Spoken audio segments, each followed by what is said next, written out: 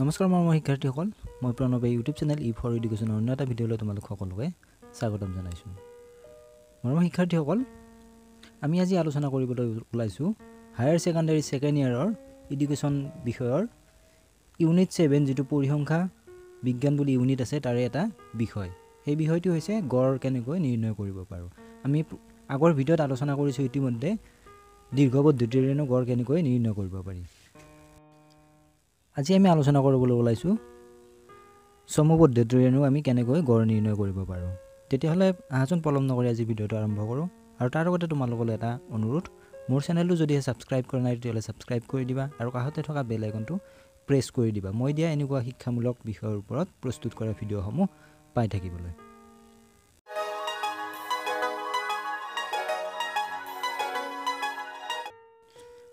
আমি যেতিয়া চমু পদ্ধতিৰে গড় নিৰ্ণয় কৰিবলৈ ওলাম তেতিয়া আমাৰ প্ৰথম কামটো হ'ব সূত্ৰটোৰ বিষয়ে ভালদৰে জানি লোৱা। সূত্ৰটো নাজানিলে আমি তালিকাখনো প্ৰস্তুত কৰিব নোৱাৰিম। গতিকে তালিকাখনত যিহেতু কেৱল মাত্ৰ তোমালোকক শ্ৰেণী অন্তৰাল আৰু বাৰম্বাৰতাটোহে দিয়া থাকিব, গতিকে তোমালোকে বাকীখিনি সূত্ৰটোত চাই কিনো উলিয়াব লাগিব সেইটো প্ৰথমে সূত্ৰটো চাই ল'ব লাগিব। সূত্ৰটো হৈছে AM plus summation of fx dash by n into i। গতিকে আমি কি উলিয়াই ল'ব লাগিব, যিহেতু আমি বাৰম্বাৰতা পাইছোঁ, বাৰম্বাৰতা মানে হ'ল f, আৰু nটো কেতিয়াবা দিয়া থাকে, nটো কেতিয়াবা দিয়া নাথাকিবও পাৰে। গতিকে বাকীখিনি আমি কি কৰিব লাগিব, উলিয়াই ল'ব লাগিব। এতিয়া আমি তালিকাখন প্ৰস্তুত কৰোঁ। আমি সূত্ৰটোত পাইছিলোঁ যে fx ডেছ সামেশ্যন অফ fx ডেছ, গতিকে fটো দিয়া আছে, এতিয়া x ডেছটো আমি উলিয়াই ল'ব লাগিব। x ডেছটো কেনেকৈ উলিয়াম, আমাৰ মুঠ যেনেকৈ যিমানটা বাৰম্বাৰতাৰ শাৰী আছে সেই শাৰীকেইটা কেইটা আছে সেইটো উলিয়াই ল'ব লাগিব। কেইটা আছে ইয়াত, মুঠ 13টা আছে। 13টাৰ তাই আধা ল'ব লাগিব। আধা হ'লে 13ৰ আধা হ'লে 6.5 হয়। 6.5 মানে 13ৰ মাজত সংখ্যাটো কিমান হ'ব, 13 আৰু 0ৰ পৰা 7, গতিকে 7 নম্বৰ যিটো শাৰী থাকিব তাত আমি 0 পাতিম, মানে আধাত ধৰি ল'ব লাগে। এতিয়া 0টো আমি এনেকৈ মাজত ধৰি লৈছোঁ, 7 নম্বৰত ধৰি লৈছোঁ, ধৰি লৈ ওপৰ ফালে যি লিখোঁ আমি প্লাছত লিখিম, +1 +2 +3 তেনেকৈ +6লৈ লিখিলোঁ। এতিয়া আমি তলৰ ফালে যেতিয়া লিখিম সেইটো মাইনাছ হ'ব। মাইনাছটো কেনেকৈ হ'ব, -1 -2 -3 -4 তেনেকৈ -6লৈ হ'ব। এনেকৈ আমি পাতি ল'ম। 0টো পাতিছোঁ কি ক'ত পাতিছোঁ, আমি একেবাৰে শ্ৰেণী অন্তৰাল 13টা আছে, তো ওপৰৰ পৰা 6টা, তলৰ পৰা 6টা, মাজত 0টো তেনেকৈ পাতিছোঁ। তেনেকৈ যদি 11টা থাকে কিমান হ'ব, 11টা থাকিলে 6 নম্বৰ ঘৰটোৰ হ'ব। ঠিক আছে, 9টা থাকিলে কিমানত হ'ব, 5 নম্বৰ ঘৰটোত হ'ব। তেনেকৈ আমি 0টো পাতি ল'ম, সোঁমাজত মানে একেবাৰে মাজত পাতি ল'ম। এতিয়া লাগে আমাক fx ডেছটো কেনেকৈ পাম, এই দুটা পূৰণ কৰিব লাগিব। f মানে কিমান আছিল, বাৰম্বাৰতা, আৰু x ডেছৰ যিটো শাৰী আছে তাত সেইটো দুয়োটা সংখ্যা পূৰণ কৰিব লাগিব। এতিয়া চোৱা, 12 × 3 কিমান হ'ব, 12 × 3 = 37। তেনেকৈ 8 × 2 কিমান হ'ব, 8 × 2 = 16, 4 × 4। ঠিক আছে, 0 6 × 0। এতিয়া আমি প্লাছৰখিনি কৰিলোঁ, এতিয়া কৰিম মাইনাছৰখিনি। -1ৰ লগত 1 পূৰণ কৰিলে কিমান পাম, -1 মাইনাছ এইটো কিমান পাম, 4। গতিকে মাইনাছত যিহেতু আছে এইফালে তলৰখিনি মাইনাছ হ'ব, ওপৰৰখিনি প্লাছ হ'ব। এইটো 0 কিমান হ'ব, -0। মাইনাছটো দিব পাৰা, নিদিব পাৰা। এইটো 5 × 5 কি হ'ব, -5। ঠিক আছে, এনেকৈ আমি সকলোখিনি কৰি লওঁ। 6 4 গুণ কিমান হ'ব, 24। মাইনাছ আছে যদি যিহেতু কি হ'ব, মাইনাছ হ'ব, -24। এতিয়া আমি কি কৰিম, fx ডেছৰ যিটো টোটেল হ'ব সেই টোটেলটো উলিয়াই ল'ম। মাইনাছখিনি মাইনাছ টোটেল কৰি লোৱা, কিমান পাবা, প্লাছখিনি প্লাছ টোটেল কৰি লোৱা। তেতিয়া আমি ৰিজাল্টটো পাই যাম, বা এটা টোটেল সংখ্যা পাই যাম। এতিয়া প্লাছটো প্লাছ কৰি লোৱা, মাইনাছটো যোগ কৰি লোৱা। মাইনাছত কিমান আছে টোটেল, 1 4 5 5 3 8, 8 5 13, 13 আৰু 24, 13 আৰু 24 যোগ কৰিলে বৰ্তমান 37 হ'ব। গতিকে এইটো -37। মাইনাছৰখিনি এক লগ কৰিলোঁ, কিমান পালোঁ, -37। এতিয়া আমি কৰোঁ প্লাছখিনি। এতিয়া আমি প্লাছখিনি টোটেল কৰি লওঁ। প্লাছ 24 প্লাছ 5 কিমান হ'ব, 29। তাৰ লগত আকৌ কিমান হ'ব, 40 প্লাছ 40 69। তাৰপিছত আকৌ 36 105 তাৰপিছত আকৌ কি কৰা 16 121 তাৰপিছত আকৌ 4 কিমান হ'ব 125 প্লাছত হ'ব 125 এতিয়া চেক কৰি লোৱা এবাৰ ভুল লাগিব পাৰে ঠিক আছে এতিয়া আমি পালো কিমান পালো টোটালটো পালো 125 পালো এতিয়া 125 ৰ পৰা 37 টো মাইনাস কৰি দিয়া 125 মাইনাস 37 এতিয়া পাম আমি এটো টোটালটো বহাই লওয়া যেটো মাইনাসত আছে মাইনাস কিনি বাদ দি দিয়া প্লাসৰ পৰা মাইনাসটো মাইনাস কৰি দিয়া যিমান টোটালটো পাবা হেতু পাতি লোৱা পাতিলো আমি summation of fx dash equal কিমান পাও হেতু 125 ৰ পৰা 37 টো মাইনাস কৰি দিয়া এতিয়া এটো মাইনাস কৰিলে পাম আমি 125 minus 37 এটো কৰিলে পাম আমি 88 পাম গটিকে এটো পাতি লোৱা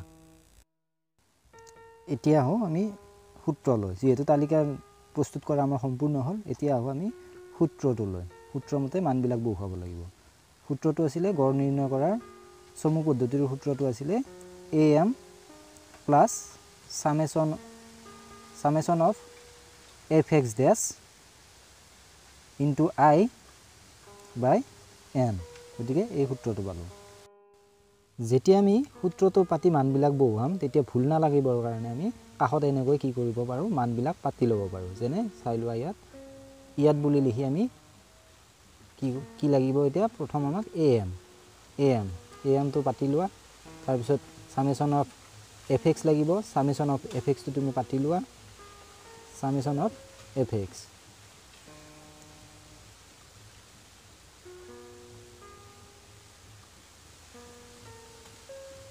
summation of fx dash এতিয়া আমাক লাগিব n মানে পাতি লোৱা তাৰ পিছত লাগে I এতিয়া সূত্ৰ মতে কি লাগে হেতু পাতি লোৱা এতিয়া সোৱা am মানে যেটো আমি assume মানে অনুমিত গড় মানে অনুমানত আমি যে গড় লৈছিলো কোড 0 ধৰিছিলো সেই শ্ৰেণী অন্তৰালটোৰ মধ্যবিন্দু সেই শ্ৰেণী অন্তৰালটো কিমান আছে 35 আৰু 39 35 ৰ পৰা 39 ৰ মাজৰ সংখ্যা কিটো বা সংখ্যাটো কি মাজৰ সংখ্যাটো হেতু পাতি লোৱা 35 আৰু 39 ৰ মাজৰ সংখ্যা কিমান হ'ব 37 এতিয়া সামেশন অফ fx ড্যাশৰ মান কিমান পাইছিলো আমি হেতু তালিকাখনত চাই লোৱা কিমান পাইছিলো 88 হেতু তুমি পাতি লোৱা ঠিক আছে তাৰ পিছত লাগে আমাক n মানে কিমান পাইছিলো তালিকাখনত 54 গতিকে n মানে হল 54 এতিয়া I মানে কি পাম আমি শ্ৰেণী অন্তৰাল বিলাকৰ প্ৰসাৰ এটো প্ৰসাৰ কিমান হ'ব 65 ৰ পৰা 69 লৈ কিমানটা সংখ্যা আছে প্ৰসাৰটো চাই লোৱা কেইটা সংখ্যা আছে 5টা কেতিয়াবা 4 বুলি ভাবিব পাৰা এটো তোমালোকে হেকানে পাতি লবা 65 67 65 66 67 68 69 গতিকে এটা পালো 5টা এটো 5 পাতি ল তাৰ পিছত এতিয়া সূত্ৰ মতে পাতি যোৱা am মানে কিমান পাইছিল 37 তাৰ পিছত summation of fx ড্যাশৰ মান কিমান পাইছিলো 88 তাৰ পিছত n মানে কিমান পাইছিলো 54 এনেকৈ পাতি লোৱা এতিয়া ইনটু I মানে কিমান পাইছিলো শ্ৰেণী প্ৰসাৰ 5 এটো পাতি লোৱা এতিয়া অংকটো কৰা 37 প্লাস 88 এতিয়া 5 টকাৰ লগত পূৰণ হৈছে 88 ৰ লগত পূৰণ হৈছে এটো পূৰণ কৰি লোৱা তাৰ পিছত n মানে কিমান আছিল 54 এটো তলত পাতি লোৱা এতিয়া 37 প্লাস 88 আৰু 5 টো পূৰণ কৰা কিমান পাবা 88 ৰ লগত 5 পূৰণ কৰিলে আমি পাম 440 তোমালোকে কি কৰিব পাৰা ক্যালকুলেটৰ ইউজ কৰিব পাৰা তেতিয়া মেথছটো সোনকালে হৈ যায় গতিকে কিমান পালো এটো 440 তাৰ পিছত 54 এতিয়া কি কৰা 440ক 54 দি হৰণ কৰি দিয়া এতিয়া পাম আমি 440ক 54 দি হৰণ কৰিলে কিমান পাম 8.14148 আৰু কিবা কিবি আছে পিছৰ ফালে ইমানখিনি পাতিব নালাগে যিহেতু আমি পইণ্টৰ পিছত দুটা লাগে গতিকে 37 প্লাছ 8.148 আছে গতিকে 148 8 আছে কাৰণে কি কৰি দিম আমি 15 কৰি দিম যেহেতু পইণ্টৰ পিছত দুটা সংখ্যা লাগে আমাক গতিকে 8.15 কৰি দিলোঁ এতিয়া এই দুটা যোগ কৰিছো কিমান পাবা এটো যোগ কৰিলে আমি পাম 45.15 গতিকে এতিয়া আমি গড়টো কিমান পালো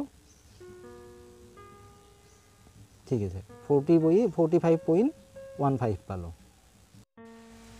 এতিয়া আমি প্ৰশ্নত যে সুধিছিলে আমাক সমূহ পদ্ধতিৰে গড় নিৰ্ণয় কৰিবলৈ তাৰ উত্তৰটো পাই গলো উত্তৰটো হৈছে 45.15 মৰমৰ শিক্ষাৰ্থীসকল আশা কৰোঁ ভিডিঅ'টো চাই তোমালোকে অকমান হলেও উপকৃত হ'ব পাৰিছা যদি উপকৃত হ'ব পাৰিছা তেতিয়া হলে চেনেলটো সাবস্ক্ৰাইব কৰিবলৈ নাপাহৰিবা আৰু বন্ধুবৰ্গৰ মাজত শ্বেয়াৰ কৰিবা যাতে তেওঁলোকেও উপকৃত হ'ব পাৰে ভিডিঅ'টো চাই কেনে পালা কমেন্ট কৰি জনাবলৈ নাপাহৰিবা কি কি বিষয়ৰ ওপৰত ভিডিঅ' বনোৱাটো মই বিচাৰা কমেন্ট কৰি জনাবা ভিডিঅ'টো শেষলৈ চোৱাৰ বাবে ধন্যবাদ